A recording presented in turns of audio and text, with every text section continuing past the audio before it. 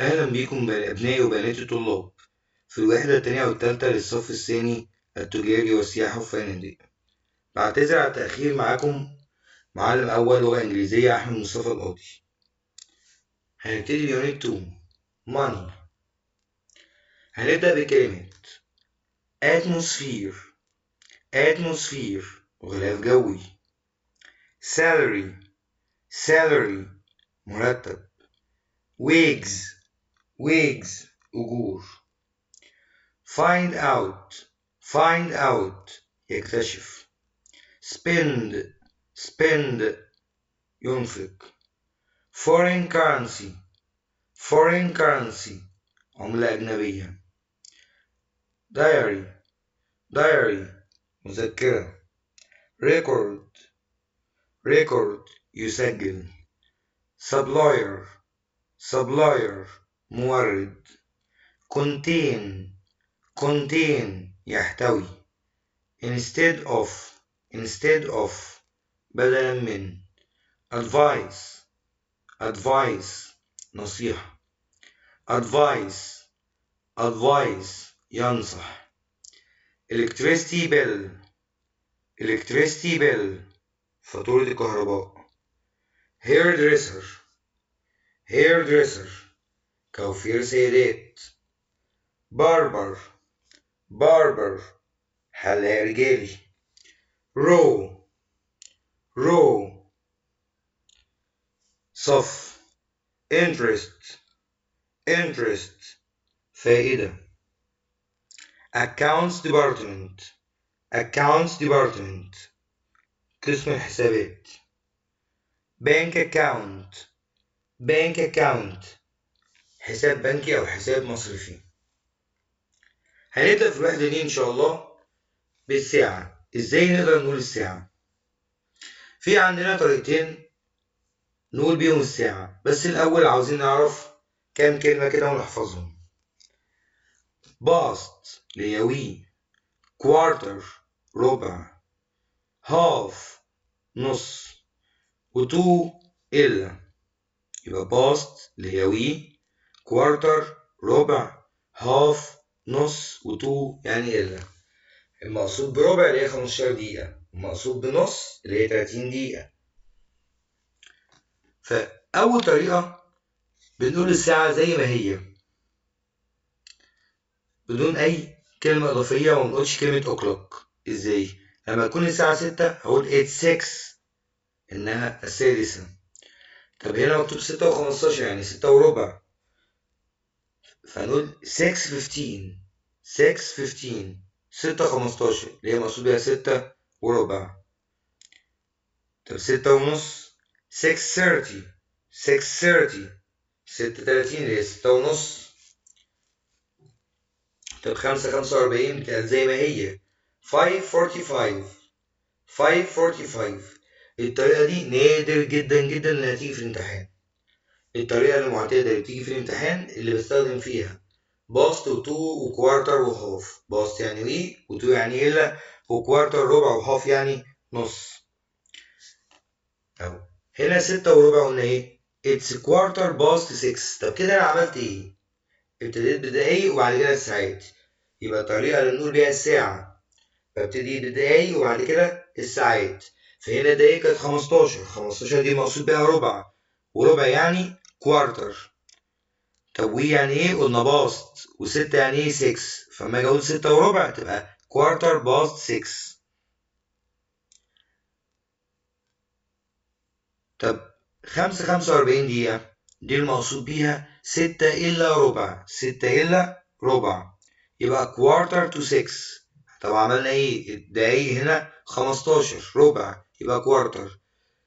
إلا يعني 2 و6 يعني 6، فبقت 6 إلا ربع اللي هي 45 دقيقة. طب 6 ونص half past 6. نص يعني هاف، فبدأنا بيه إننا بنبتدي بدقايق، بعد كده باست يعني وي، و6 يعني 6، ودول بيجي بعديهم كلمة o'clock عادي. يبقى أنا طريقة قول الساعة بستخدم باست و2. باست يعني وي، و2 يعني إلا، وببتدي بالدقايق وبعد كده الساعات. فلو عاوز أقول مثلا 1:05 يبقى 5 past 1 3 دقايق اللي هي 5 دقايق 5 بعد كده وي اللي هي باست وبعد كده واحدة يعني 1. طب عاوز أقول 2 و10 هنبتدي بالدقايق 10 يبقى 10 past 2. يبقى دايما ببتدي بالدقايق وبعد كده الساعات. ولو ربع هنقول بدلها كلمة كوارتر ولو نص هنقول بدلها كلمة هاف. بعد كده عندنا كام تعريف. sales representative مندوب مبيعات. ماله visits customers بيزور الزباين. a cup and saucer الفنجان وطبق الفنجان. cost 3.20 يكلف 23 قرش. frequent هي كلمة often غالبا. port يعني ميناء يبقى ships arrives and depart يبقى المكان اللي فيه السفن بتصل وتغادر. airport مطار. planes arrive and depart المكان اللي فيه الطيارات بتوصل وبتغادر. عندنا في الوحدة دي زمن الماضي بسيط. زمن الماضي بسيط من الأزمنة السهلة جدا. ليه؟ بياخد كل الضمائر يبقى I, we, you, they, he, she, it يبقى المفرد والجمع بياخدوا فعل مضاف له دي أو ed أو ied. طب نسهل الموضوع. الماضي بتعبر عن حاجة حصلت. طب احنا بنضيف امتى دي؟ بنضيف دي لو فعل اخره اي زي كلمة موف اخرها اي فحطيت لها دي بقت موفد. فموف يتحرك موف تتحرك. طيب يكتب طيب كتب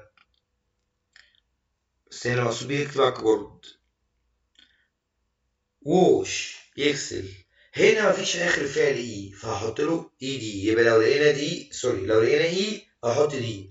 ما لقيناش اي زي كلمة ووش هحط اي دي. طب لو لقينا واي وقبلها حرف ساكن هحط اي اي دي بحذف الواوي. يعني في التوتال نهاية الفعل في الماضي دي. طب الكلمات اللي دالة على الزمن هي ايه؟ yesterday, last, ago, in the past, once وأي تاريخ قديم مش شرط 2000. يبقى نعيد تاني. الكلمات اللي دالة على زمن الماضي بسيط اللي لما أشوفها أتأكد إن الجملة دي زمن ماضي بسيط وابتدي أحط النهاية اللي آخرها دي. yesterday, last, ago, in the past, once وأي تاريخ قديم. بس لقينا إن في مشكلة في أفعال شاذة. الأفعال الشاذة دي جت منين؟ الأفعال الشاذة لقينا إن في أفعال لو حطينا لها النهاية العادية معناها هيتغير. إزاي يا مستر؟ كلمة سي يرى آخرها إي المفروض أحط لها دي. لو حطيت لها دي هتبقى سيد بذرة فمعناها هيتغير. فبالتالي عملنا حاجة اسمها الأفعال الشاذة ولازم تتحفظ زي ما هي. طب بالنسبة للنفي بننفي didn't بننفي didn't وبيجي بعدها فعل في المصدر. يعني ايه فعل في المصدر؟ بدون أي إضافات. فهناخد مثال I traveled to London yesterday أنا سافرت لندن امبارح. عاوز أنفيها هتبقى I didn't travel. لاحظنا هنا إن إحنا بعد didn't جبنا الفعل فين؟ في المصدر بدون أي إضافات. يبقى النفي didn't وبعدين يجي فعل في المصدر. طب السؤال يا مستر السؤال بديد وبرضه بيجي بعد الفعل فين؟ في المصدر. فهنا قلنا did she play tennis last week فالفعل برضه جه فين؟ في المصدر. يبقى أنا لو شفت did أو didn't بختار الفعل في المصدر. طب لو سألنا did بيجاوب على yes أو no ونعكس أول كلمتين فبقت yes she did أو no she didn't. طب عاوزين ناخد الأفعال الشاذة نحفظها. أول حاجة في الأفعال الشاذة الأفعال اللي ما بتتغيرش زي كلمة cost في المضارع وفي الماضي وفي التصريف التالت نفس الكلمة cost ما بتتغيرش. في كذا كلمة تانية هقولهم زي ما هما وانتوا طبعا عارفين ان هما في المضارع والماضي والتصريف التالت نفس الكلمة. يبقى كلمة cost cut hit hurt let put set read الكلمات دي لما نشوفها في المضارع وفي الماضي نفس الكلمة ما بتتغيرش. طب الأفعال اللي بيحصل فيها تغيير واحد يعني في الماضي غير المضارع. bring الماضي بتاعها brought هتبقى bring brought. هنقول بقى الكلمات بدون معاني والمعاني ظاهرة قدامكم. build built, buy bought, feel felt, find found, get got. have وhas يبقوا had, hear heard, hold held, learn learned, leave left, lose lost, make made, meet met, send sent, sleep slept, spend spent, teach taught, tell told. هنا الأفعال بتتغير مرتين بس أنا هنا مش عاوز منها غير مضارع وماضي بس.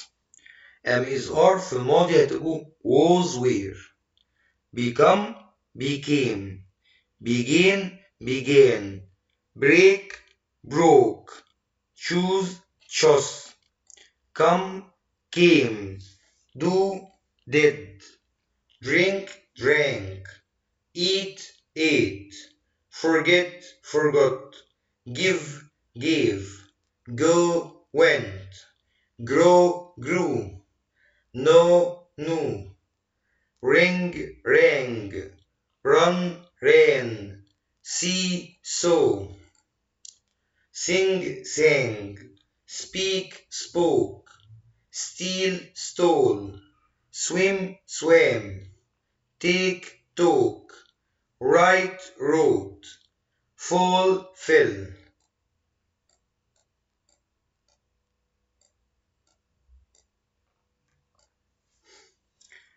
وبكده نكون خلصنا أهم حاجات في الوحدة التانية. هنتدرب على مثالين كده على الماضي البسيط وبعد كده ننقل في الوحدة التالتة.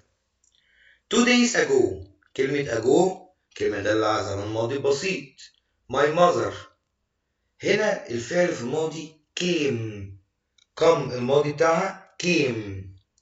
طب تاني جملة she didn't، قلنا أول ما أشوف did أو didn't بختار الفعل في المصدر. في المصدر هنا like بدون أي إضافات.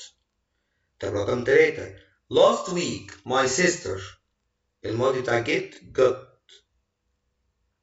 أهي. طب رقم 4 did he، بدأنا السؤال بديد، قلنا أول ما نشوف did أو didn't بختار الفعل فين؟ أيوه في المصدر، يبقى ask بدون أي إضافات. last week we الماضي بتاع buy bought. last Tuesday هنا عاوز برضه ماضي. طب read المضارع والماضي بتاعها read زي ما هي. last Thursday سلوى met لأن الماضي بتاع meet met. last Tuesday we had لأن have وhas الماضي بتاعهم had. وده كان مختصر على زمن الماضي بسيط والوحدة التانية كلها. دلوقتي هنبدأ في الوحدة التالتة meetings. هنبدأ بالكلمات agenda agenda جدول أعمال. attend attend يحضر. during أثناء. formal record سجل رسمي. representative مندوب أو ممثل. department قسم أو إدارة. discuss يناقش. training تدريب. الكلمة دي مكتوبة غلط، المفروض results نتيجة. chairman رئيس الاجتماع. internal داخلي. quiet تماما هادئ. involve يتطلب. especially خصوصا. specially where يرتدي. annual سنوي. furniture shop محل موبيليا. discount خصم. confirm يؤكد. أول درس معانا النهاردة verbs of reporting اللي هو نقل أو تقرير الكلام. أول ما أشوف agreed announced confirmed هنا المفروض في كلمة asked نسيت أكتبها said thought told. الكلمات دي لما أشوفهم هختار الفعل في الماضي. ليه؟ لأن الكلمات دي أنا بنقل كلام. الكلمات دي أنا بنقل كلام ولما أجي أنقل الكلام هنقله في زمن الماضي. طب ناخد عليها أمثلة. سميرة said. أول ما أشوف كلمة said دي يعني قال أو told أخبر أو asked سأل هختار الفعل فين؟ في الماضي. يبقى سميرة said يبقى need ولا needed؟ يبقى needed الفعل في الماضي. طب منيرة said عاوز الفعل برضو في الماضي لأن أنا بنقل الكلام هتبقى was. Anne said برضو عاوز الفعل في الماضي هتبقى was. Sandra said عاوز الفعل في الماضي هتبقى was. He said عاوز الفعل في الماضي هتبقى didn't. She said عاوز الفعل في الماضي هتبقى was. يبقى أنا أول ما أشوف said أو told أو asked بس أشهرهم said أختار الفعل في الماضي. future simple زمن المستقبل بسيط. زمن المستقبل بسيط هناخد منه حالتين. استخدام المستقبل will تعبير عن المستقبل will وبعدها فعل في المصدر أو am is are زي going to زي الفعل في المصدر. هنبتدي will. بنستخدم will في القرار السريع وفي التنبؤ وفي الحياة المستقبلية وفي الوعد وفي العرض وفي التهديد وفي الطلب. كل اللي يلزمني إيه؟ إن التعبير عن المستقبل I, we, you, they, he, she, it كل الضمائر تاخد will وبعديها فعل في المصدر بدون أي إضافات. يبقى كل الضمائر بتاخد will وبعديها فعل في المصدر بدون أي إضافات. أول مثال I will open the door سأفتح الباب. He will win the match سوف يفوز بالماتش. He will be 13 سوف يتم 30. I will buy you a new phone سأشتري لك هاتف جديد. I will give you a lift سأعطيك توصيلة إلى الفندق. يبقى أنا هنا كل اللي بعمله will وبعديها فعل في المصدر. كلمة تدل على المستقبل tomorrow next after soon. tomorrow next after soon in the future. طب am with are و going to وفعل في المصدر. هنا برضو going to هتيجي معنا سوف وبعدها فعل في المصدر. لكن هنا going to بتعبر عن الخطة انك تعمل خطة للمستقبل انك تبقى ليك نية او قرار او تتنبأ بدليل. يعني ايه خطة؟ ما اقول I'm going to buy a new car انا سوف اشتري سيارة جديدة يبقى انا كده خططت او نويت ان انا اشتري عربية جديدة. طب تنبؤ بدليل يعني ايه؟ اما اقول it's cloudy يبقى في سحب. it's going to rain سوف تمطر يبقى انا كده اتنبأت بناء ان في سحب. الكلام ده كله انا مش عاوز اعرفه. انا كل اللي عاوز اعرفه ان am with are و going to بياخدوا عليهم الفعل في المصدر وبيعبروا عن المستقبل. I مع am he و she و it مع is we و they مع are و am with are بياخدوا going to بعدها فعل في المصدر للتعبير عن المستقبل. تمام كده؟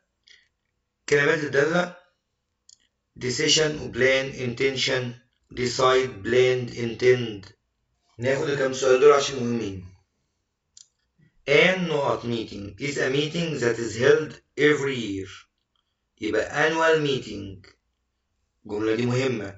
annual meeting يعني الاجتماع السنوي is meeting that is held every year هو اجتماع يتم عقده كل عام. When the directors of a company meet عندما يجتمع مديرين الشركة we call it a management meeting ندعوه اجتماع الإدارة. 9 Not is a group of people المجتمع هو جماعة من الناس أو مجموعة من الناس. Committee is a group of people.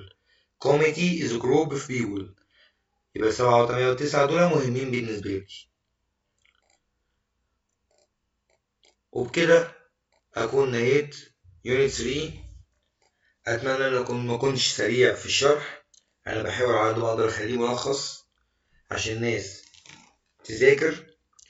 اللي محتاج أي حاجة أو عنده سؤال أو عنده استفسار يقدر يكتب لي في كومنتات، اللي عنده مقترح برضه يقدر يكتب لي في كومنتات. ويا ريت الناس متنساش تعمل لايك وسبسكرايب وشير للقناة. شكرا.